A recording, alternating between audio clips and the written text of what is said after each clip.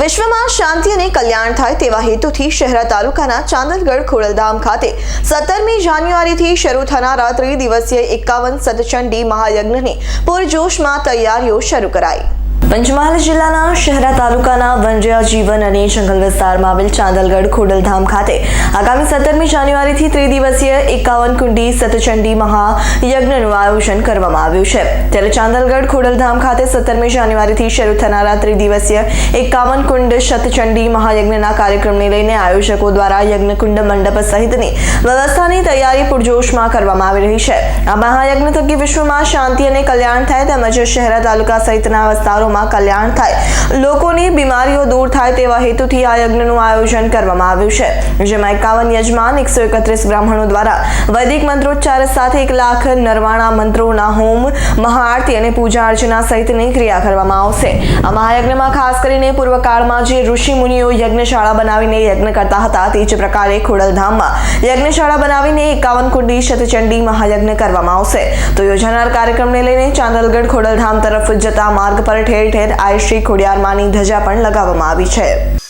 આઈ શ્રી ખોડિયાર મંદિર ચાંદલગઢ અહીંયા હું પૂજારી તરીકે ફરજ બજાવું છું અને અહીંયા સત્સંગ ત્રિદિવસીય સત્સંગી યજ્ઞ રાખવામાં આવેલો છે અને અહીંયા ફૂલ જોરથી કામ ચાલી રહેલું છે। અત્યારે અહીંયા જે તે ભક્તો આવે તેમના માટે રહેવાની અને જમવાની પણ વ્યવસ્થા રાખવામાં આવેલી છે। હાલ અત્યારે ફૂલ જોરથી કામ ચાલી રહ્યું છે। શહેરા નજીક આવેલા ચાંદલગઢ ખોડલધામની અંદર 3 ત્રિદિવસીય જે યજ્ઞનું આયોજન કરેલ છે તે યજ્ઞનું નામ છે સતચંડી યજ્ઞ, સાથે સાથે શ્રી મહાયાગ અને 1 લાખ નવાર્ણ મંત્રનો હોમ થશે। અહીંયા આ યજ્ઞનો હેતુ છે વિશ્વ શાંતિ, વિશ્વ કલ્યાણ અને શહેરા તાલુકાના જે કંઈ વિસ્તાર છે વિસ્તારનું કલ્યાણ થાય એ જ હેતુથી આ યજ્ઞનું આયોજન કરેલ છે। આ યજ્ઞની અંદર 51 કુંડ બનાવેલા છે। 51 યજમાનો દ્વારા અને 130 બ્રાહ્મણો દ્વારા 3 દિવસ સુધી અહીંયા ભવ્ય યજ્ઞનું આયોજન ચાલશે। યજ્ઞાત ભવતી પર્જન્ય, પર્જન્યો ભવતી યજ્ઞ। પુરાણોની અંદર લખેલું છે કે યજ્ઞો થશે, પર્જન્ય એટલે વરસાદ થશે, વરસાદ થશે તો અન્નને પાણીની ઉત્પત્તિ થશે અને અન્ન પાણી દ્વારા આ જલ અને જીવન મનુષ્ય માત્રનો ચાલશે। ચંડીપાઠના 700 શ્લોક છે। 700 શ્લોક દ્વારા અલગ અલગ પ્રકારના દ્રવ્યો દ્વારા અહીંયા હોમ કરવામાં આવશે। આ યજ્ઞ કરવાથી જીવ માત્રનું કલ્યાણ થાય છે, વિશ્વ શાંતિ મળે છે અને દેવી શક્તિ પ્રાપ્ત થાય છે।